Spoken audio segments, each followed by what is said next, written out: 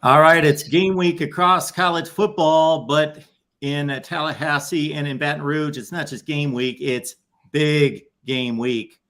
Huge week one matchup. All of college football will be focused on Orlando, Florida on Sunday night. And we've got two of the top 5 to 10 teams in the country getting together, LSU and Florida State. It was a barn burner in New Orleans. We expect no less. Probably expect just better teams this time because everybody's expecting a ton out of both of these squads, unlike when we came into the 2022 opener. Florida State Seminoles live right here, the voice of college football, right next to me. James Coleman, Den Media Group, making it happen as he always does. We appreciate James being here.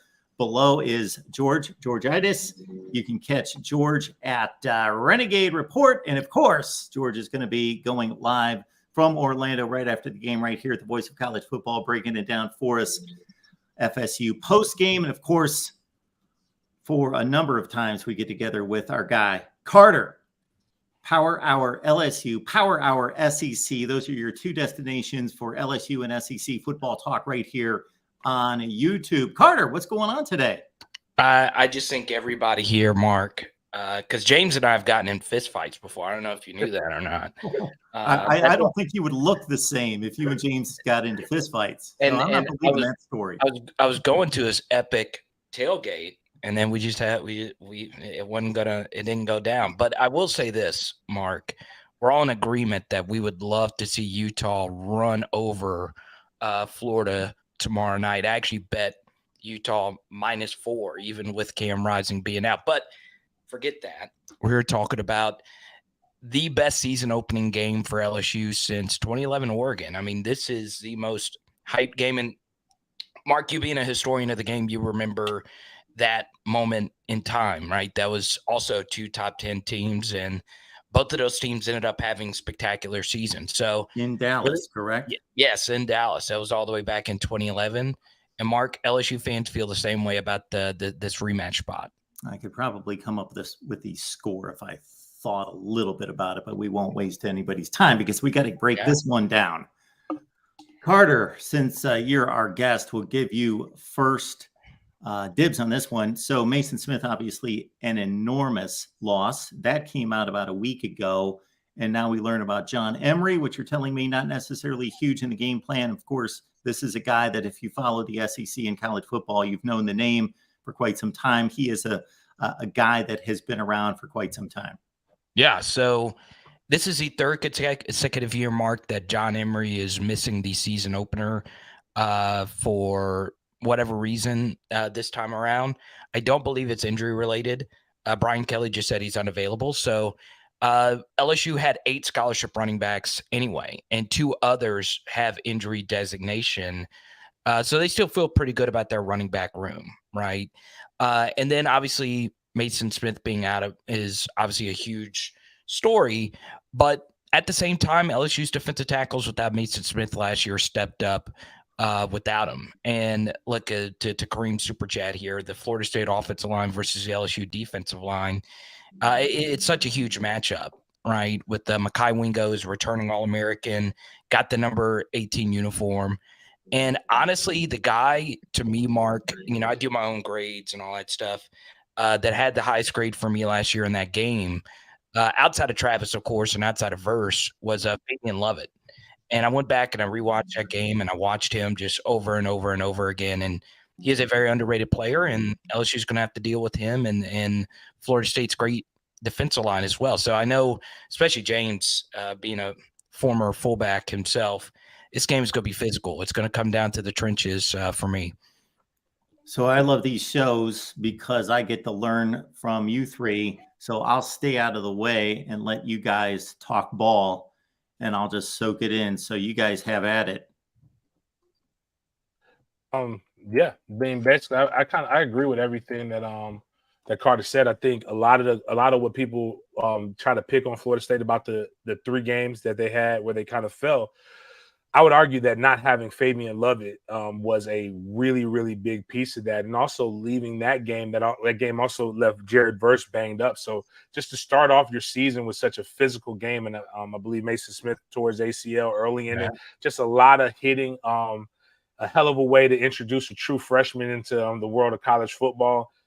Even though the world kind of had an idea that Jared Verse was going to be good and all the reports came out, but nobody really knew coming from FCS Albany. But still, going up against a guy like that, that's a hell of a first day to be able to come out. And just in general, Jaden Daniels' progression on that last 5 minutes of the game was extremely electric. I can't take anything from that. I mean, we can make excuses, we can make arguments, but at the end of the day, he produced, and he was able to take up large chunks of yardage and move the ball, and made that game into something where you just had to be in your seat. And I think that's sets up for a great matchup. If you're a pugilist like me and you like boxing, you see somebody and you feel like the boxer has it set up, and you feel like they should be able to win. Even if you like UFC, when you think about Usman, and when he lost the match, I can't think of the guy's name, but he literally had it won until the last minute,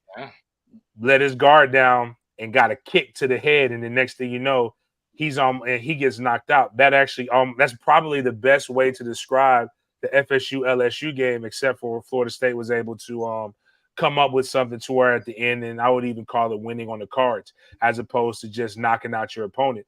So when you see what they come up to, you see the injuries. Both teams have lost some things, a critical piece.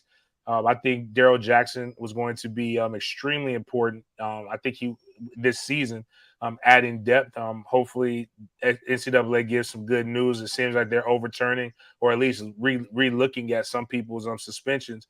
But when you look at it, both teams have some things that they actually are evenly matched up when you take away your bias. See, James, somebody my age, and this even predates me, so I didn't even get to see this the first go around. Somebody my age would go with Ali and the rope-a-dope for 14 rounds, where he covered up for 14 rounds and then came out with a flurry against George Foreman in the 15th. All right, George, what do you think about this matchup? Yeah, man, I'm like everything they said is right on the money. Both these teams kind of snuck up on everybody last year. This was two unranked teams meeting first game of the year, and it ends up being one of the better games all year. Comes down to a blocked extra point. Luckily, we're on the right end of that. Florida State gets the win. Like Carter said, I'm looking at the trenches. It's going to be huge. Who can win that matchup? Offensive line versus defensive line, both ways. Adding Braden Fisk for Florida State, I think, is kind of going to be the X factor for that defensive line. Can he get that pressure up the middle alongside Fabian Lovett, a totally healthy Fabian Lovett with no game one to get dinged up? They've been really, I'd say, selective with how they've used Fabian Lovett in camp. They know what he is. It's not like he's going to make some giant strides. He stayed healthy. Who's going to win that big battle in the trenches? You've got the LSU line that's young, super, super talented. Bookend tackles that were ended up, I believe, freshman All-Americans by the end of the year last year. We talked about this. One of the biggest matchups is going to be the defensive backs on y'all's end versus our wide receivers. I'd like to hear, I guess, if we go somewhere else, get into the DBs, Carter. Yeah, absolutely. I think obviously what makes this game very spicy for LSU's defensive backfield is that they know these guys, right? A lot of them obviously are from Louisiana, and they're familiar with Keon Coleman. The opposing wide receivers were all in the same recruiting class. Brian Thomas Jr., Malik Neighbors, and Keon Coleman and Destin Hill. So you're talking about the 4 of the 5 top receivers in this game, in this matchup. It's absolutely crazy that you get this type of matchup between guys that grew up with each other. So yeah, and then obviously I know Mason Smith's not playing. Ja'Kai Douglas, they were childhood friends. They're both out. So yeah, I totally agree. It's going to be a tough matchup for LSU's defense. So we'll see what happens. But Mark, I think somebody just entered my house. It sounds like it. Yeah, so I'm going to go check that out. I hope no one's coming. It might be one of James's guys coming after me. After all, definitely, that. man. We got to send them goons after me and Blake got into it on the spaces. I want to make sure people know I mean business.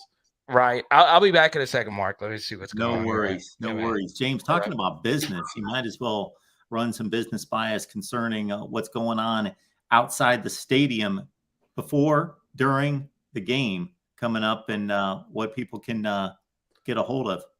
Hopefully my big head is out of the way. But if you 1331 Church Street, we're having a big block party for the FSU LSU game. It's not block party, excuse me. This is the tailgate from 12:15 until 11 p.m. Basically before kickoff to after kickoff, and we'll party off of that. I will, if you go to my at Big Game James _36, there is a QR code. There's the link also to the ticket tailor. It's $60, all you can eat, all you can drink. Their proceeds go to MFTK Foundation. So if you follow me and you've seen the book bag drives and the stuff that I do, these tailgates front a very good majority of all the funds that go towards that. We're having a Saturday night block party. The block party is free. You come there, there's going to be a live band, That's Pressure, playing top 40 hits. It's basically 180 from what Florida State, what will be a block party on the other side of Church Street.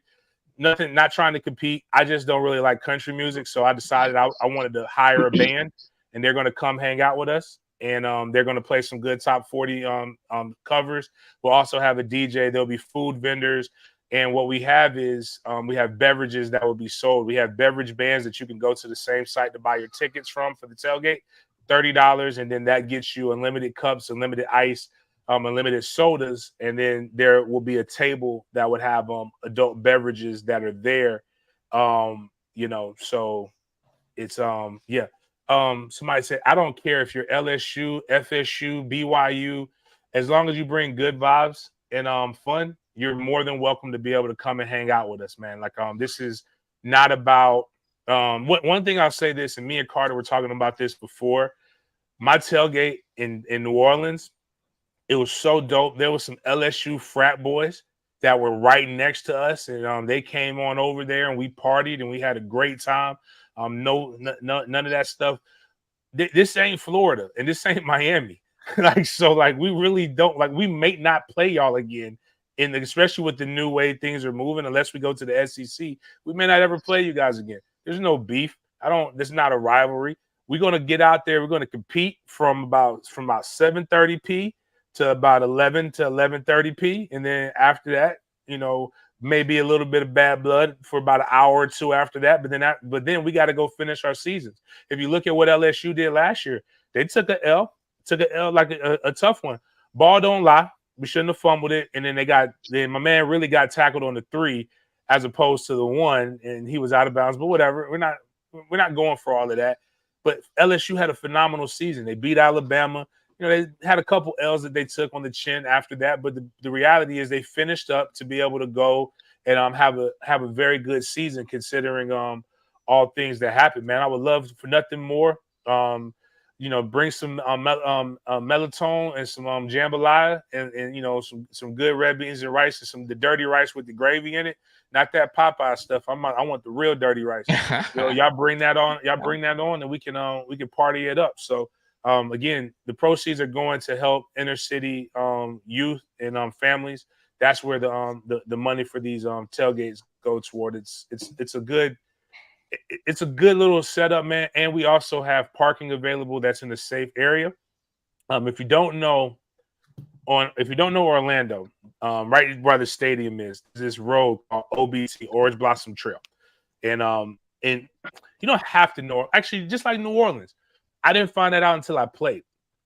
New Orleans, the Superdome isn't necessarily in the greatest area in America. It's not bad, but it wasn't far from some of the projects that Juvenile and Master P and all them rapped about. Orange Blossom Trail, very few stadiums in America are in the nicest neighborhoods. Yeah. But Orange Blossom Trail, if you go to the left, that's like if you go to the right, like Lion King. That's where lions roam the kingdom. We do all of that stuff. That's going to the stadium. So that's where my tailgate is, and we have parking that's near the stadium, relatively safe. You don't have to worry about anything. Now, on the other side of Orange Blossom Trail, that's the Shadowlands. No lion is to go there. That's where the hyenas and Scar and all them hang out. I can't promise you that nothing won't happen to your car. But those tickets and stuff, people are still selling parking for $200 and up in the hood. We're selling parking for $150. I went and I negotiated a lot of these rates to make sure that people weren't hitting. I mean, there's parking that's $500 near the stadium, and I just don't want people to I don't want people to get hit over the head. I think I would have to be like Carter here. Yeah, man, you got to come in with those brass knuckles, baby. You got. I normally carry nunchucks with me to every game I go to now, but yeah, man, that tailgate sounds epic. It really, really, really does. I wish I was going. So yeah, man. Check out Power Hour LSU with Carter. We've got the link right on the screen. It's in the chat. Go directly there. Check out what Carter's got going on. You got to prep it from all sides, folks. You got to be an expert, not just from the Florida State side. Go down deep with LSU and see what the Bayou Bengals have, which I know we touched on the secondary, Carter, but I have to think that's where you would be the most concerned, the most nervous about this matchup.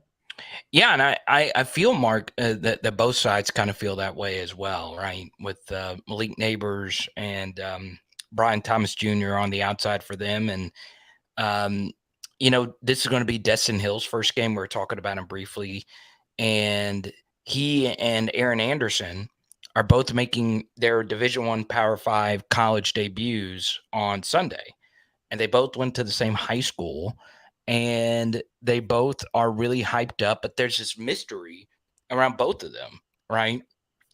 And it should be very interesting because they were both very similar players. I do think Aaron was a slightly better and higher rated high school recruit, but Destin Hill, his name was Destin Payson at the time, is really freaking good. If you just go back and watch his high school tape, and I think he could be an X factor for Florida State right away. So obviously, Mark, the best defensive player for LSU is Harold Perkins. And I think obviously there's really nothing you could do to prepare for Harold Perkins. He shut down Bryce Young. He shut down Lane Kiffin's offense to the point where Lane Kiffin talked about Harold Perkins at length in the press conference after last year's game. So obviously how Norvell, who's a great schemer, he does a really good job taking your best defensive players out of the game. How he does that is going to be a big key for Florida State's offense to have a big day. I thought he was the best in college football last year. The games that I watched, he had the most impact. Auburn, the Arkansas game, he was just, if he's not on the field, they get upset. They don't win the West if he doesn't show up for that game, and others. Our guy, Kareem, is showing up. We appreciate your contribution, Kareem. And Carter touched upon this, but a little bit deeper dive. George, we'll start with you. The Florida State offensive line, your thoughts about how strong this group is against an LSU front? Yeah, you're talking about a group that has, I believe it's 207 career starts between them. It's the most starts among any returning line in the nation. Robert Scott Jr. 207? I believe it's up at 207. See that number. Good Lord. Total, because, we brought in guys like Roddick who had like 2,000 snaps in his career. You're right. That's good. Right here. I think second place is like 50 snaps or something like crazy below. But just super, super experienced. And like I said, you bring the left tackle, Robert Scott, back. He's been your starting left tackle since he showed up as a freshman. We just released our depth chart a few days back, and he won that job over Bless Harris. Bless Harris was our starting right tackle going into last year. He ended up getting hurt in the Duquesne game. He didn't even play against LSU. He was out for the season after week 0. He's the backup on both tackle spots. Jeremiah Byers, the number 1 offensive tackle out of the transfer portal, is manning that other right tackle spot. Maury Smith, same thing as Robert Scott. He's been our starter at center past couple years. He comes back. You got Dimitri Emmanuel at left guard. He's a guy that by the end of last year was our best offensive lineman if you look at the different Pro Football Focus metrics, et cetera, et cetera. And you got Casey Roddick, another big guard on the other side. Our strength is our experience, and I feel like our line is pretty much at their ceiling. You're dealing with kind of like monsters on the other side, guys like Leonard Perkins that are going to be coming off the edge on blitzes. Even though Mason isn't starting, I know they've got big time talent over there on the other side of the defensive line. I like our guys to make the offense move and do what it needs to do to get this win. I don't see either side dominating either side, but I see those tight ends and that offensive line really coming together, adding the 6'7" tight end on one side that ended up getting the start, and Kyle Morlock, and Jaheim Bell, the athletic tight end, on the other end. It just sets up for a lot of success for Florida State. And this one's going to be a battle. There's no doubt about it. I'm not going to give you a crazy take, that one side's going to mash the other, but Florida State's coming in there confident, and they're ready to execute. Yeah, let me ask you, both of you, how do you feel about Florida State's, secondary? I was a huge fan of Jamie Robinson. I always cheer for the 3-star recruits, and I just loved watching him play. So now he's not there anymore. Let me know what you guys think about the back end of the D. I think Shaheem Brown, and that's the guy who made the block on the field goal. He played a lot in that game. A lot of times everybody likes to talk about the 4-2-5 that Florida State runs with Coach Fuller's defense, but we really had 3 safeties on the field a lot last year. So Shaheem's got a ton of reps. Akeem Dent, a lot of reps, but they also moved one of the corners, Kevin Knowles, back there to be able to bring some more reps, some more experience, as well as having a guy that can be able to cover a little bit better. So Jamie Robinson was that guy who was going to fill in and make the tackles. He was really physical, and I think that's where Shaheem Brown's game is more light.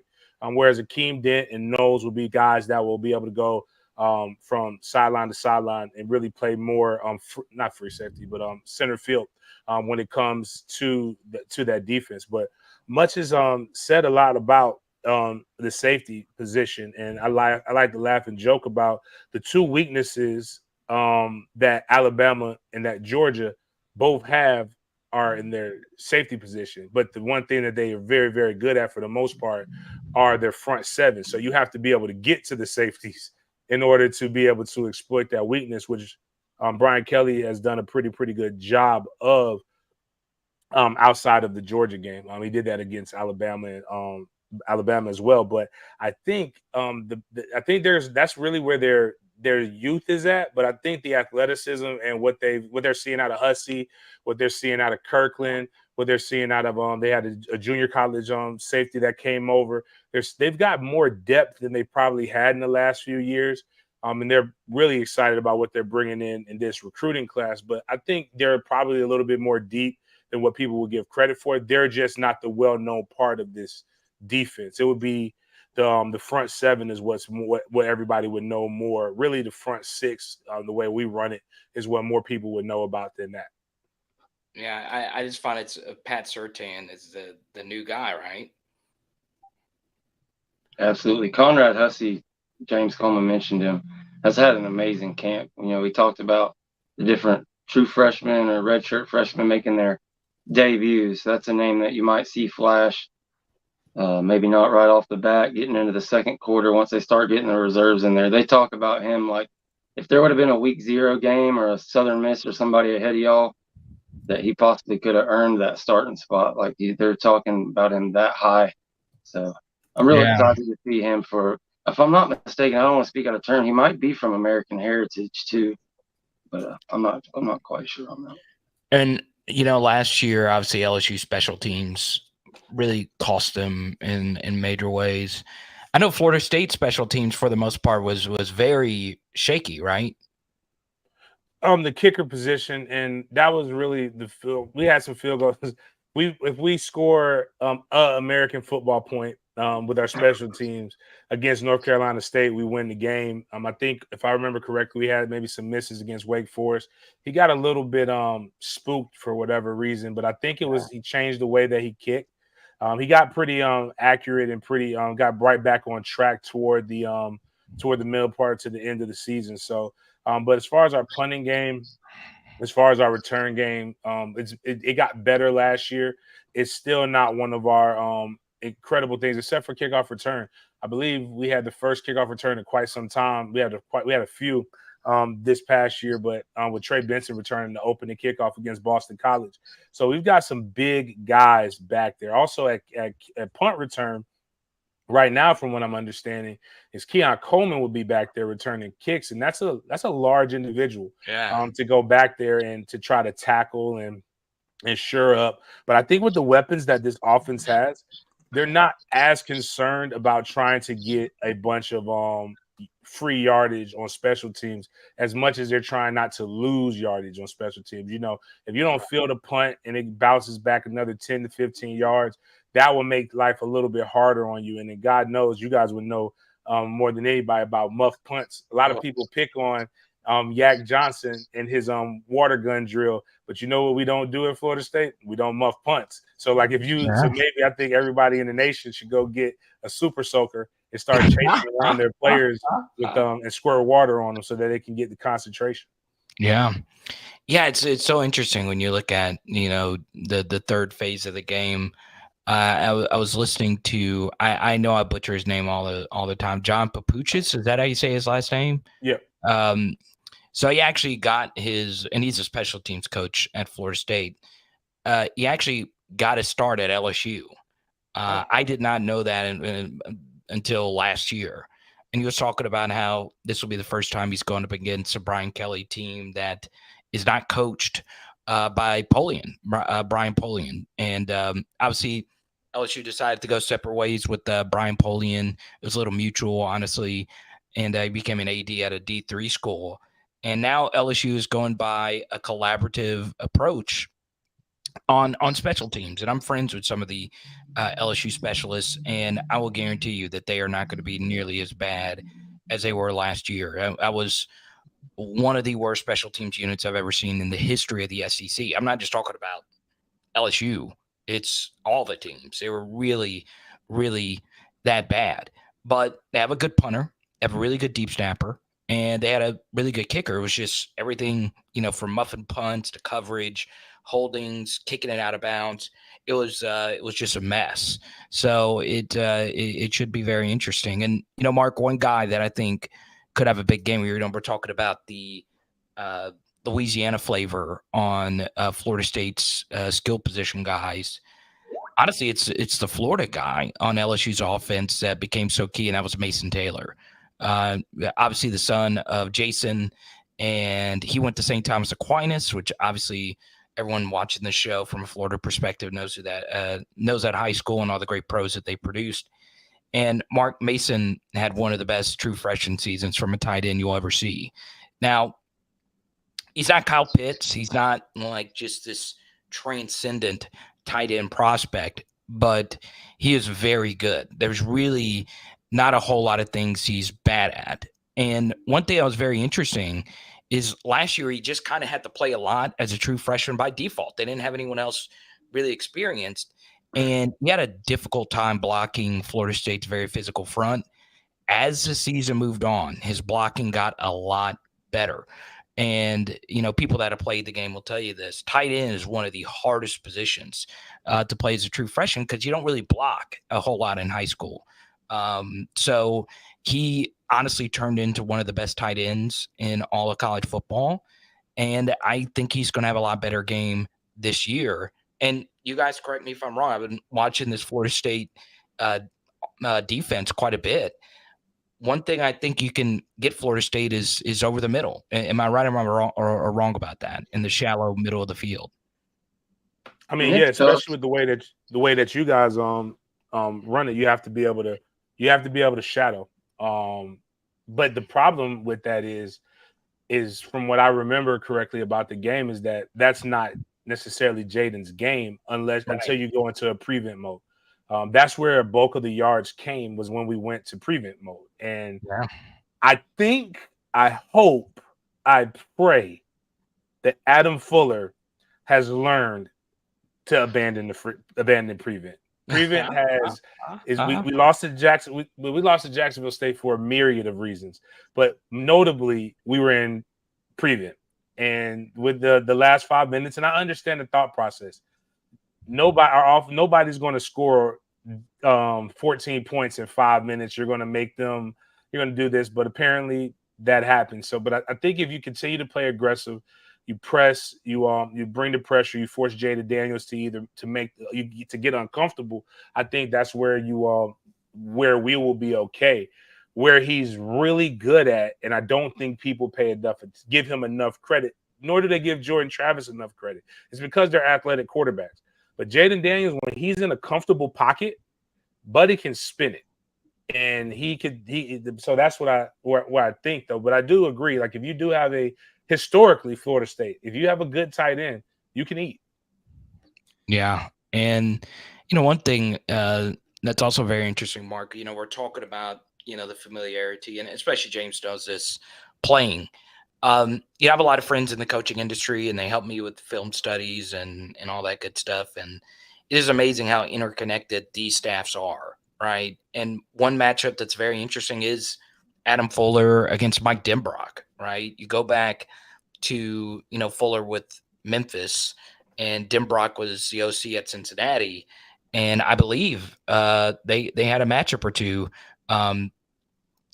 during that time. Yeah, they did. They had 1 year where they played each other. I think they actually played twice. And, that's going to be a fun chess match, right? I think obviously last year, I keep going back to him, Lovett just tore us up. We just could not move him. And once that was established, we just didn't have an answer for him or Verse or any of those guys.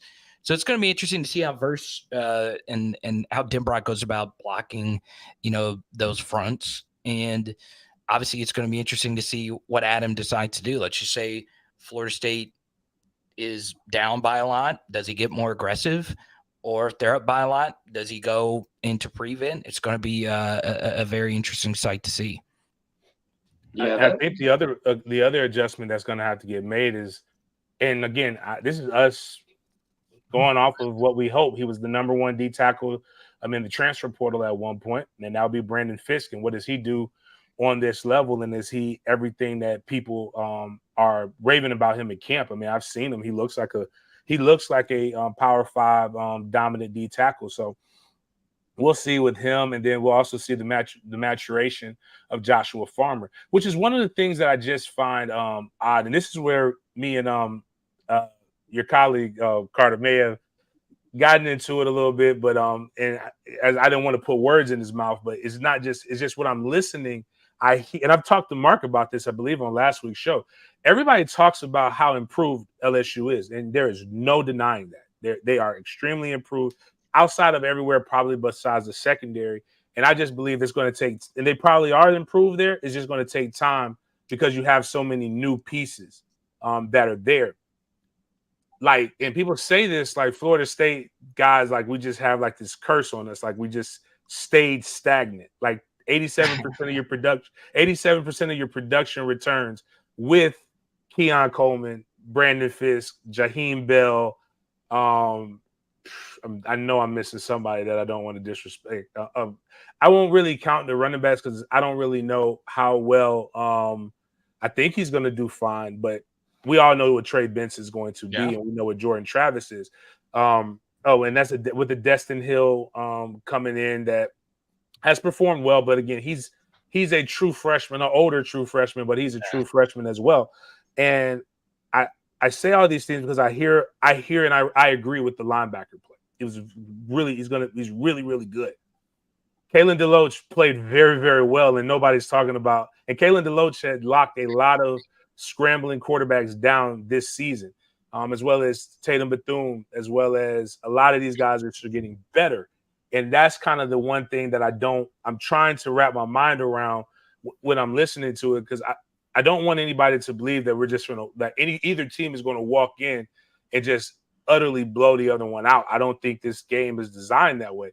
But I do think that like a team that beat that won, that returns 87% of their production and got better should probably be spoken about in just a little bit different light when it comes to this game. And at home, essentially. Yeah. It's not like Florida State went to, like, this game was played in Orlando last year and we're going to the Superdome this year. They went into New Orleans on the road in a game that, while it was in New Orleans, it was 50-50. Like the stadium, it was very very much, but it's going to, and this one is played outdoors. And it's just a little bit, it's a lot of other things that are going to come into this, but I just I really think it's not disrespectful because I don't ever think you're like I always like talking with you, and I like talking with you throughout the season because I gained a lot of perspective on LSU. But I think it's more of the SEC, the people who just believe the SEC brand of football is just that much more dominant than everybody. But when I do believe the SEC West is the best conference in football. Not the SEC. I believe the SEC West, and then Georgia is really good. Yeah. Mark, you'll like this. I actually believe the Big Ten is a better overall conference when it comes to football, top to bottom. I don't have any respect for Vanderbilt. Come on. Big game, James. Look at that. They haven't even finished their stadium yet. You're just saying that because I've been wearing him down for a couple of years now. You're just saying that because this is Mark's, territory. You're also saying that because Greg Sankey doesn't want y'all, and you're buttering up the Big Ten to fork over the cash to get the Noles and the Florida market in their conference. I wouldn't want us either because it would look bad if every time you bring somebody into your conference, they immediately go to the conference championship game. So when you think about Missouri and Texas A&M, Missouri came in and immediately won the West 2 years in a row when they had won nothing in the Big 12. If you bring us into the East, I mean, come on, we already are beating Florida right now. Since desegregation, we've got Florida. We got the edge on Florida with that. Georgia, again, I would never disrespect. I have no reason to disrespect Georgia. Right. I'm actually terrified of Georgia. That might be the only school that I'm just like, you know what? If we're in the playoff after seeing what they did to TCU, I'll just be like, you know what? That's going to be a great game. I'm just happy that we're here, and I'm not talking no trash because Kirby got them boys rolling over there. Yeah, so here's what's interesting. All right. Missouri did win the East, not the West, but your point still stands. They did win. Yeah, they won twice. My bad. I apologize. It's all good. And Gary Pinkel's one of the most underrated coaches. And Mark, I know you agree with that because you're a big coach historian guy. He was so great. And, for me, one thing that I'm really looking forward to for this game, Mark, is – this is a final time that one of these season opening games is going to feel like this, right? Because once the playoff stretches to 12, whoever loses this game really doesn't get hurt in the future. They really don't, right? Because you could probably still lose 2 more games and still get in because people would view it as a good loss. And honestly, and I've took a lot of heat on this on my LSU channel because I have been very complimentary about Florida State. Last year they finished as, a top 10 team in my power ratings. And one thing I really liked about them is they dominated a lot of teams last year. I mean, they blew out some teams that had pulses that were decent. You blew out Syracuse in their building. Of course, Syracuse isn't a great team, but you went in there and got business done against a team that was decent. And you blew out Miami. Miami's not a good football team by any stretch of the imagination, but that's a rival. It's a game that people get up for. And that really impressed me that Florida State was able to enforce their will in those games. I just think, for me, yes, it is true Florida State did get better. The biggest issue, though, for LSU is they were playing a lot of players that are not Power 5 starters. And in particular, a lot of the guys that did play in that week 1 game. I know it's an excuse, all right? And I'm tired of giving it, but it's just the truth. One guy at linebacker immediately became the 4th-string linebacker by week 3. The right tackle who started in the game last year is now at Tulane. The right guard didn't get a start for the rest of the season, and the center was stripped of his center duties the very next week. So I give Florida State a lot of credit in that first game, having their better players out there. Some of that was the week 0 stuff. And, when you look back and LSU's comeback in that game, it took some fluky things to happen for LSU to make that, a 1-point game in the grand scheme of things. But, I know this is just the thing that a lot of Florida State fans have been hearing, but it's true. LSU just became a way better football team once Brian Kelly got the ball kind of moving and he finally found the lineups that worked best for what he had to work with. Now, one thing that is a little concerning from an LSU standpoint is they were far better offensively at home than away from it. And that's going to be very key for the LSU offense.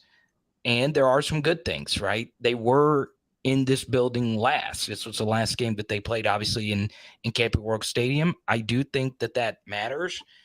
And one little thing, Mark, and obviously Jordan Travis has a great work ethic. You know, my sources tell me he is a all-out great leader, all those things. Jaden Daniels is as well. This is a guy who had the keypad changed at the LSU facility for him to be able to go watch film past 11 p.m. This was a guy who yesterday admitted publicly that many a times he went back and rewatched the Florida State film again and again and again. And he was like, okay, this is something that I would have done differently. This is something that I would have done here or there. Jaden's physique has gotten thicker. He looks more like a quarterback instead of, you know, the young kid who started as a true freshman from Arizona State. And this is a guy who has said in every interview, Mark, that he is going to be more vertical. Now, obviously, Jordan Travis did not have as many poor performances as Jaden Daniels did last year. He had 2 games where he just wasn't great. But I do think Jaden's game does give himself some immense upside. And if we see that upside, I think it's going to be a shootout. So let me ask all 3 of you guys. Do you believe this game is a game where it's 35-28, 35-31, that kind of game? Yeah, so my prediction is 38-31. Wow. That was I've stuck with that. No, Florida State. 38-31 Florida State. I've stuck with that prediction for a long time. Some things have changed. I've thought about maybe stretching it when Mason Smith went out, but I'm going to stick with that original prediction. But just before we go past it, you and James both had great points about the talent and FSU getting better and LSU having that, your take for them having a dramatic, improvement that you guys see. I think that from a Florida State person's context, 20-21, 21-22, Florida State lost a lot. Like guys like Jermaine Johnson who could go in the first round, or even guys that were borderline would go. That's kind of the big difference this year. Like heading into last year, there were a ton of question marks heading into that LSU game. Maybe not as many as y'all had, but just the fact that we were able to bring so many people, and that's why we harp on that 87% stat so much, is just because it isn't something that's happened in close to a decade almost, that people are like coming back to make this run. And then when we were able to hit the portal, we were able to do it just to get better, kind of. One of this guy, one of these guys, 2 of these guys, more than just having to plug a hole. But yeah, 38-31 is where I'm at, and I'm ready for it, man. Let's kick this thing off. I think it will be a shootout because you do have a lot of people that are better. And I think just to piggyback on what George said, Jordan Travis entering last year with everybody picked on him as he can't throw the ball. And that's what people say. He was a running back that throws, to a guy who I believe if he wins one of those 3 games, which was in the sights, he's probably going to New York. Trey Benson, we have to remember, I don't think Trey Benson had over 50 total yards of rushing. He was injured, often injured. He was a very big question mark. Johnny Wilson had under 200 yards, 200 career receiving yards. A lot of hodgepodge of offensive linemen coming in. We thought Jared Verse could be good, and nobody knew what Jared Verse could do on the Power 5 level. He went from FCS to Power 5, so a bigger jump than what we're going to see with Brandon Fisk. Fabian Lovett was good, but we didn't know how good. He still hadn't become that dominant guy. And we had just lost Jermaine Johnson, who we all knew was that guy. And also coming off the heels of people still reeling off of the Travis Hunter. So a lot of the question marks that we had were proven right, regardless of what the scenarios are and what the situations were in that game. They had their coming out party in that game. I believe what Verse had, I know Verse had over at least 2 sacks in that game, regardless of who it was against, but he did have that, and the nation got a chance to know exactly who he was. But I do agree that I think it's going to be one of those games that's going to have ebbs and flows. There'll be somebody will jump on top. And not necessarily by like 21 or anything, but somebody will get a two score lead, more of like a 10 point, like up by 10, and then we'll see the game kind of get separated by in the fourth quarter. And I think, I obviously I believe Florida State will win, but I do think, and I heard this in a high school football game that I went to go check out. This game does not define either team when they lose. It should be a good, unless it's a blowout on either side. Then maybe it does define the other team. Yeah. But I think it's going to be a good game, and I do expect to see LSU making a run. And, obviously the only team I think that stands in their way for the West again is obviously Alabama. It would be that way until Saban decides that he's done. But I do believe LSU would be a team that could possibly compete to go play in the SEC championship again.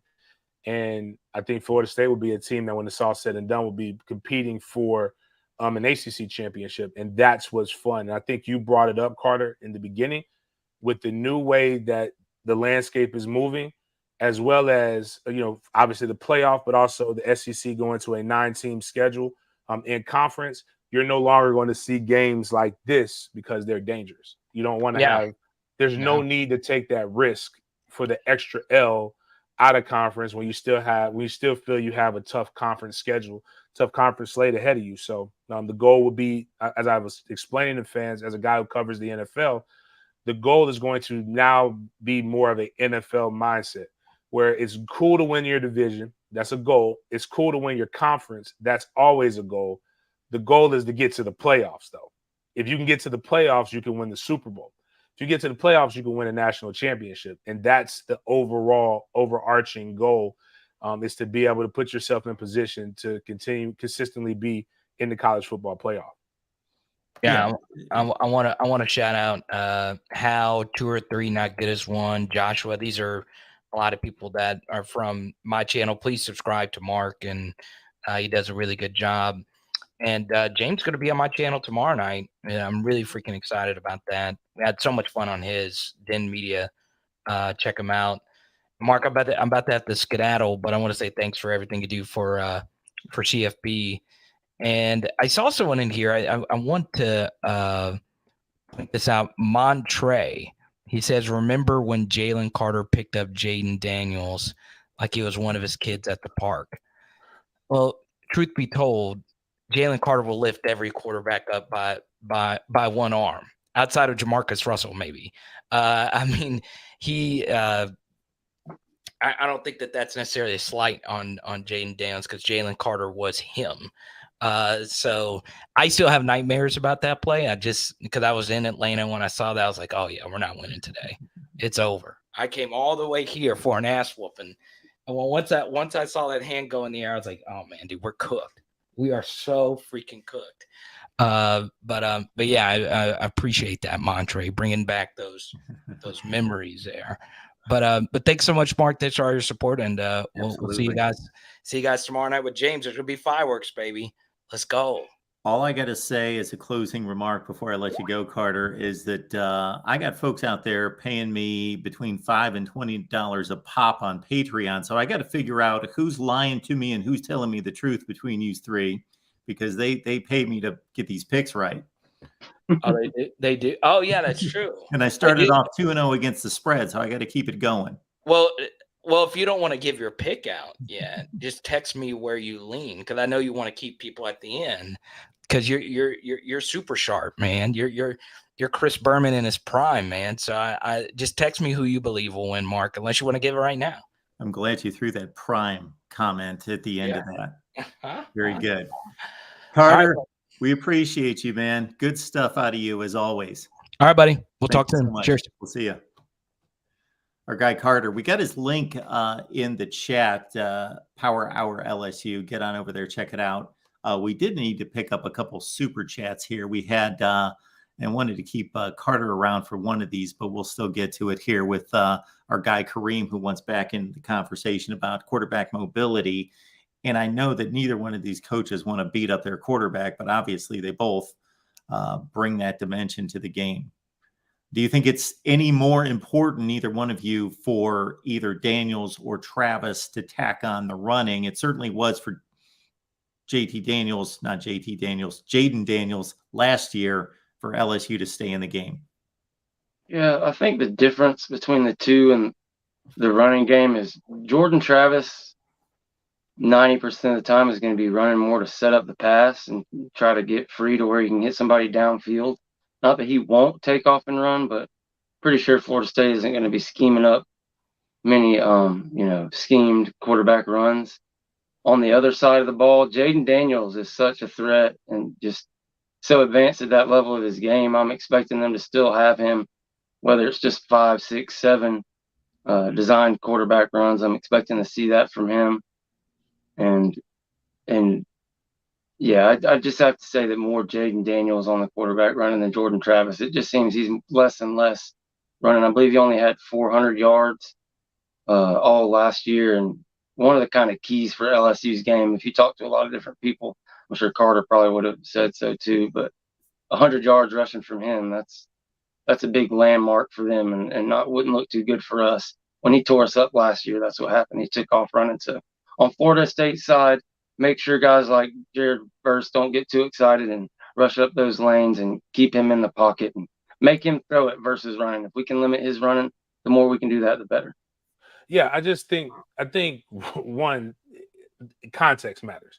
Jaden Daniels is an athletic quarterback, but I think both of them are better pocket passers than what people give him credit for.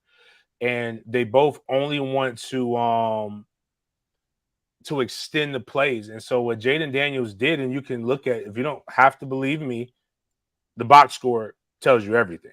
Like in a prevent situation, Jaden Daniels can't kill your legs because you're only bringing 4 and you're dropping back everybody.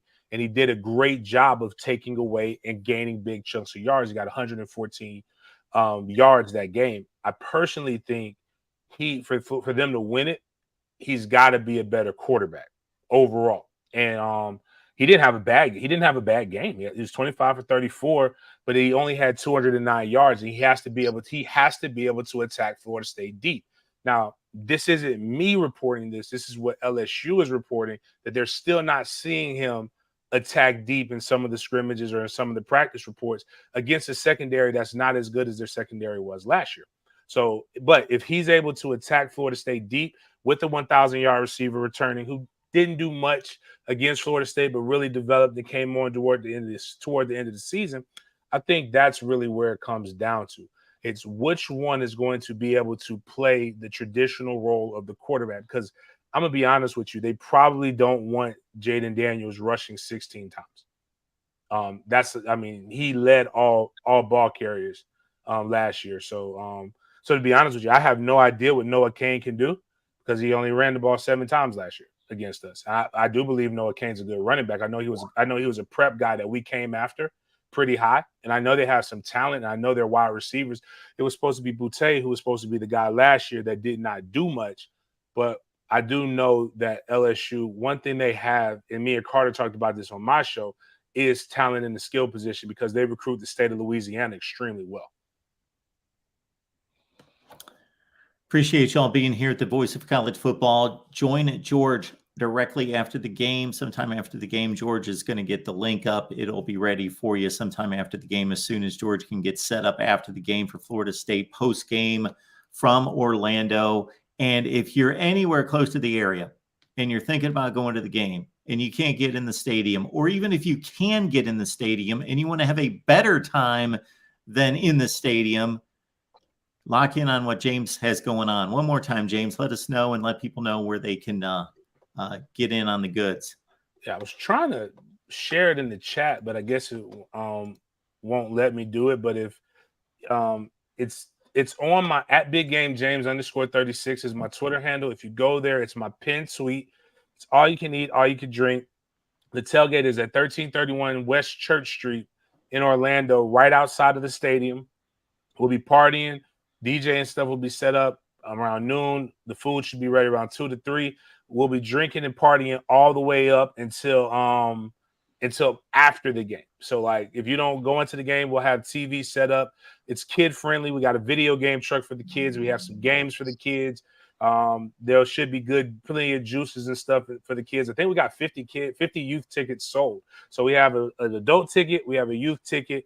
The price will go up game day. The goal, this is how we raise money to be able to do our book bag drives, our food distributions, and we also help get kids tickets to different games, FSU games, Jaguar games, other stuff for doing great things with their grades and their academics. So it's how we bless the community. We're also having a block party. The block party, literally, you could come, have fun, listen to music, bring your own beverages, bring whatever. If you would like beverages from us, we do have a beverage band that you can buy. But the band, all that stuff is going to be fun, just a safe way to be able to have some fun in Orlando when you come down there.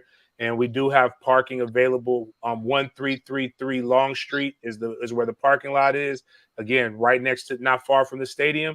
That parking is going for $150 to anybody who wants to go purchase the parking for it. Go look up what parking costs around the stadium. Promise you, you're not going to be very, very happy about it. I don't make the rules. I just try to make sure I get stuff for people as cheap as possible. So appreciate the support. I would love any LSU fan, all Florida State fans. Everybody's welcome to be able to come to this tailgate. You're going to meet Florida State stars you've never seen. What's that, George? I was just saying, you're going to meet some amazing people if you come to this tailgate. Florida State stars you've never met before. It's worth it. So come join us. A lot of former players come out. Peter Warwick will be there. Snoop Minnis will be there. A bunch of guys will be in attendance. They always come through the tailgates, and we always vibe. The link is in the chat multiple times. One more time. Can we get it there? No, it's not going for me the last time. But we've Can I say something real quick, Mark? I apologize. It's the how. I don't mind the critique. Florida State has not been – we have to stop saying this irrelevant thing because there's nothing you can post to back that. Still one of the most watched teams. Still this. In the three of the last 6 years, Florida State has made it to a bowl game. We have never had a stretch where – like LSU has had stretches where they haven't made the bowl games before. We have in your time on being on Earth, Mark, you're a little older than me. But most of our time being on Earth, I'm 39. So I'll even go 40 years. Oh, yeah. You have not known Florida State to not be a blue blood. So let's stop the disrespect. It's a way to troll, but irrelevant. That means you just don't know what that word really means. Because if we were, this game wouldn't mean anything. LSU is good. Florida State's been good.